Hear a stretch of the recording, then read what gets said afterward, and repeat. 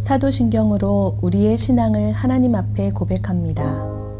전능하사 천지를 만드신 하나님 아버지를 내가 믿사오며 그 외아들 우리 주 예수 그리스도를 믿사오니 이는 성령으로 잉태하사 동정녀 마리아에게 나시고 본디오 빌라도에게 고난을 받으사 십자가에 못 박혀 죽으시고 장사한 지 사흘 만에 죽은 자 가운데서 다시 살아나시며 하늘에 오르사 전능하신 하나님 우편에 앉아 계시다가 저리로서 산 자와 죽은 자를 심판하러 오시리라. 성령을 믿사오며 거룩한 공회와 성도가 서로 교통하는 것과 죄를 사하여 주시는 것과 몸이 다시 사는 것과 영원히 사는 것을 믿사옵나이다. 아멘.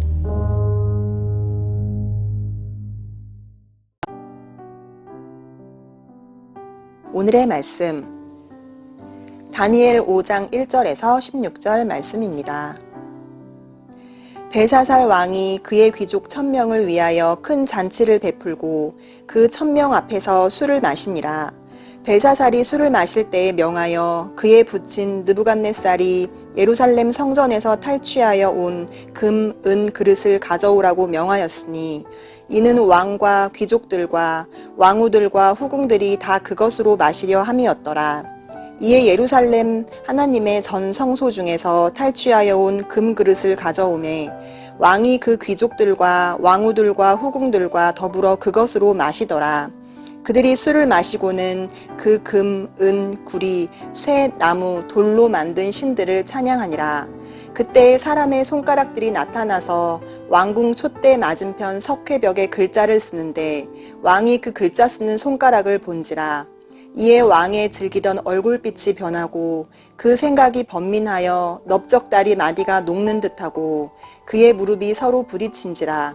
왕이 크게 소리질러 술객과 갈대아 술사와 점쟁이를 불러오게 하고 바벨론의 지혜자들에게 말하되 누구를 막론하고 이 글자를 읽고 그 해석을 내게 보이면 자주색 옷을 입히고 금사슬을 그의 목에 걸어주리니 그를 나라의 셋째 통치자로 삼으리라 하니라. 그때 왕의 지혜자가 다 들어왔으나 능히 그 글자를 읽지 못하며 그 해석을 왕께 알려주지 못하는지라. 그러므로 벨사살 왕이 크게 번민하여 그의 얼굴빛이 변하였고 귀족들도 다 놀라니라. 왕비가 왕과 그 귀족들의 말로 말미암아 잔치하는 궁에 들어왔더니 이에 말하여 이르되 왕이여 만수무강하옵소서. 왕의 생각을 번민하게 하지 말며 얼굴빛을 변할 것도 아니니이다. 왕의 나라에 거룩한 신들의 영이 있는 사람이 있으니 곧 왕의 부친 때에 있던 자로서 명철과 총명과 지혜가 신들의 지혜와 같은 자니이다. 왕의 부친 느부갓네살 왕이 그를 세워 박수와 술객과 갈대아 술사와 점쟁이의 어른을 삼으셨으니 왕이 벨드사살이라 이름하는 이 다니엘은 마음이 민첩하고 지식과 총명이 있어 능히 꿈을 해석하며 은밀한 말을 밝히며 의문을 풀 수 있었나이다. 이제 다니엘을 부르소서.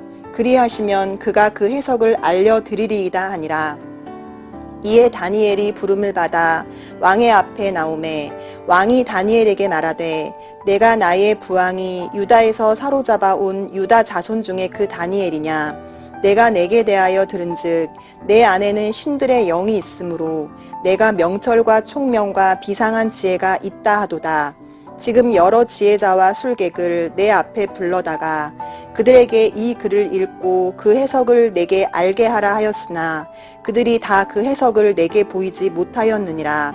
내가 내게 대하여 들은즉 너는 해석을 잘하고 의문을 푼다 하도다.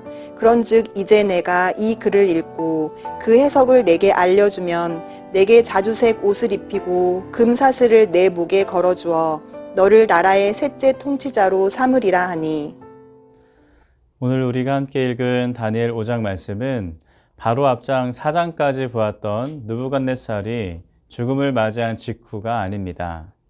4장과 5장에는 약 23년이라는 시간의 간격이 있었는데 그 기간 동안 바벨론에는 4명의 왕이 있었고 이제 벨사살이 왕의 역할을 하던 때입니다. 오늘 말씀 5장 1절을 보면 처음 부분에 벨사살 왕이라고 기록하고 있습니다. 그런데 사실 엄밀히 말해서 벨사살은 바벨론의 왕이 아니었습니다. 벨사살은 나보리두스 왕의 아들이었는데 나보리두스가 종교적인 문제나 타 국가와의 전쟁과 같은 이유로 도성을 비울 일이 많았기 때문에 벨사살은 왕의 업무를 대신할 수 있도록 권한을 부여받았던 일종의 섭정왕이었던 것입니다. 그런데 지금 바벨론의 상황은 몹시 좋지 않았습니다. 바벨론 제국이 멸망 직전에 있었기 때문입니다. 다니엘 말씀에는 기록이 되어 있지 않지만 바벨론 제국의 나보리두스 왕의 연대기를 보면 5장의 말씀이 있기 얼마 전의 상황이 기록되어 있습니다. 거기에 따르면 5장의 말씀이 있기 얼마 전 바벨론에서 북쪽에 위치한 시파르라는 곳에서 나보리두스 왕이 이끄는 바벨론의 군대와 페르시아와의 큰 전쟁이 있었다고 합니다. 그런데 이때 나보리두스 왕은 치명적인 패배를 당하였고 그 결과 바벨론 성을 제외한 온 바벨론 제국이 페르시아의 손에 넘어간 것과 다름없는 상황이 되었습니다. 다시 말해서 현재 5장 말씀의 상황은 바벨론 성을 빼앗고자 적들이 성을 둘러싸고 진을 치고 있던 상황이었다는 것입니다. 국가적인 위기의 순간이었던 것입니다.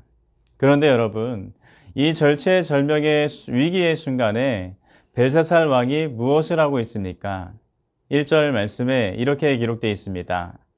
벨사살 왕이 그의 귀족 1000명을 위하여 큰 잔치를 베풀고 그 1000명 앞에서 술을 마시니라. 나라의 위기가 찾아온 이때 벨사살은 무엇을 하고 있었습니까? 큰 잔치를 베풀며 술을 마시었습니다. 1절 말씀을 보니까 이 잔치에 참여한 귀족의 수만 1000명이었다고 합니다. 여러분, 1000명이나 되는 귀족이 모여있는 큰 잔치를 생각해 보시기 바랍니다. 이것은 단지 그 자리에 1000명의 사람만 있었다는 것이 아닙니다. 단지 잔치에 참여한 귀족의 수만 1000명이라는 것이지 귀족들의 잔치를 준비하고 돕던 일반 사람까지 한다면 수천의 사람들이 모여있는 큰 잔치였다는 것입니다.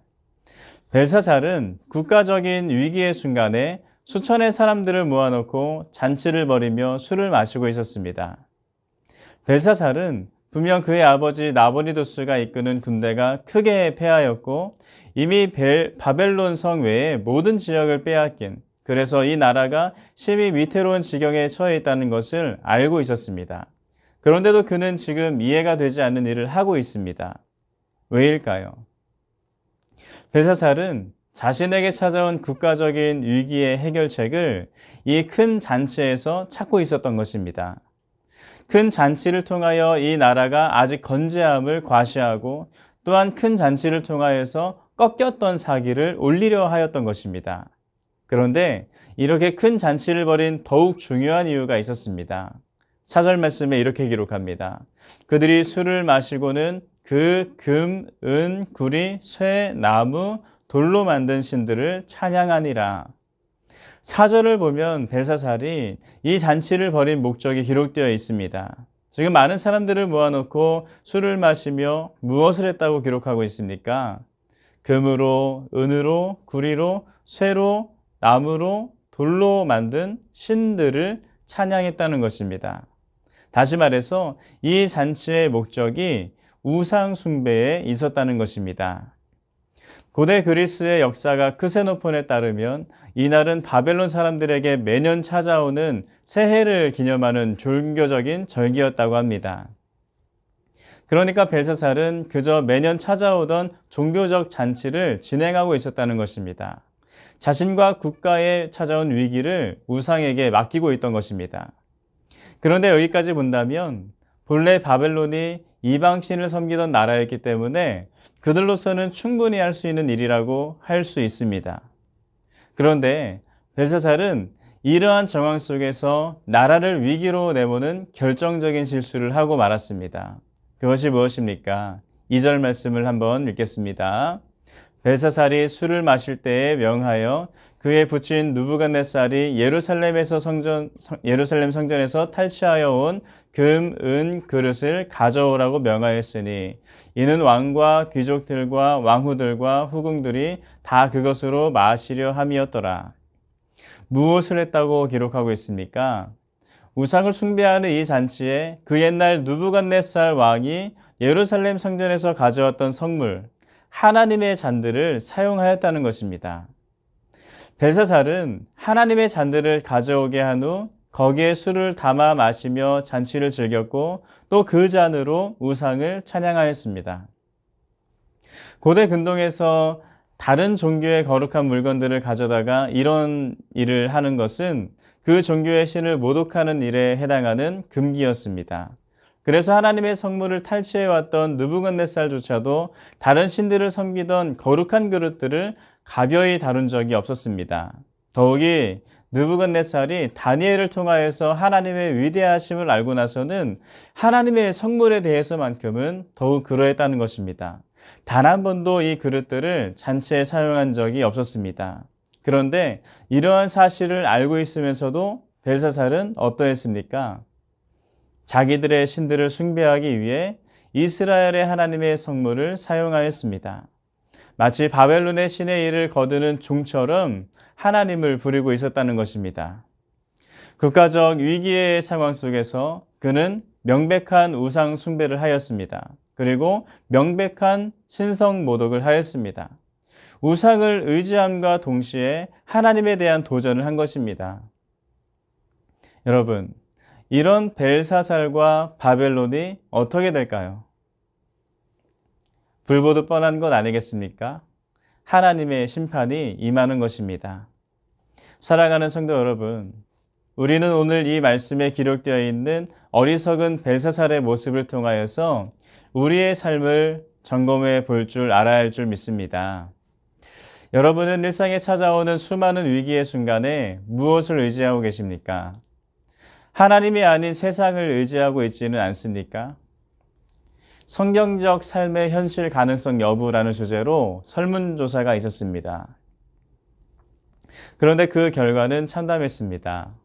40%가 넘는 크리스찬 청년들이 성경 말씀을 지키며 살면 성공 못한다라고 응답했던 것입니다. 그리고 성경 말씀을 지키며 사는 사람이 주위에 별로 없다라는 응답도 60%가 넘었습니다. 여러분, 이 설문조사의 결과가 무엇을 말하는 것입니까? 하나님을 믿는다 하는, 또 하나님을 안다라고 하는 대부분의 그리스도인들이 하나님을 의지하며 살기보다 세상을 의지하며 살고 있다는 거 아니겠습니까? 로널드 윌리스라는 사람이 이런 말을 하였습니다. 신성 모독이라는 것이 거창한 것이 아닙니다. 우리가 하나님의 자녀로서 마땅히 하나님만을 의지하고 하나님만을 섬겨야 함에도 세상을 의지하고 세상을 탐하며 예배에 소홀한다는 것, 그것 또한 신성 모독입니다. 사랑하는 성도 여러분, 우리는 하나님 외에 다른 것을 섬길 수 없고 의지할 수 없습니다. 우리 인생에 돕는 자가 하나님이 아닌 세상과 다른 여러 우상에 있다고 여기고 또 하나님 섬기기를 소홀히 한다면 그것이 곧 하나님 앞에 크나큰 범죄임을 기억하시기 바랍니다. 오늘 하루 오직 하나님만이 우리를 도우시며 우리에게 참된 평안과 참된 위로가 되심을 기억함으로써 어떤 상황 속에서도 하나님만을 의지하고 하나님만을 따르는 우리 모두가 되기를 주님의 이름으로 축원합니다. 함께 기도하겠습니다. 사랑과 은혜가 충만하신 하나님, 하나님께서 오늘도 우리와 함께 하시니 감사합니다. 우리를 지키시고 우리를 인도하신 그 하나님을 바라보며 주님만을 의지하며 주님의 뜻대로만 살아갈 줄 아는 우리가 다 될 수 있도록 인도하여 주옵소서. 세상의 사람들과 같이 세상의 것들을 마음속에 담고 세상의 뜻을 품고 살기보다 하나님 앞에서 하나님의 뜻대로 살기를 소망하며 노력하는 우리 그리스도인 될 수 있도록 인도하시고, 그럴 때 주님께서 우리를 평안 가운데로 참된 안식 가운데로 인도하시는 그 주님의 역사를 경험하는 오늘 다 될 수 있도록 도와주옵소서. 함께 하실 줄 믿사오며 살아계신 예수님의 이름으로 기도드립니다. 아멘. 주님이 가르쳐 주신 기도로 예배를 마칩니다. 하늘에 계신 우리 아버지여, 이름이 거룩히 여김을 받으시오며 나라가 임하시오며 뜻이 하늘에서 이루어진 것 같이 땅에서도 이루어지이다. 오늘 우리에게 일용할 양식을 주시옵고 우리가 우리에게 죄 지은 자를 사하여 준 것 같이 우리 죄를 사하여 주시옵고 우리를 시험에 들게 하지 마시옵고 다만 악에서 구하옵소서. 나라와 권세와 영광이 아버지께 영원히 있사옵나이다. 아멘.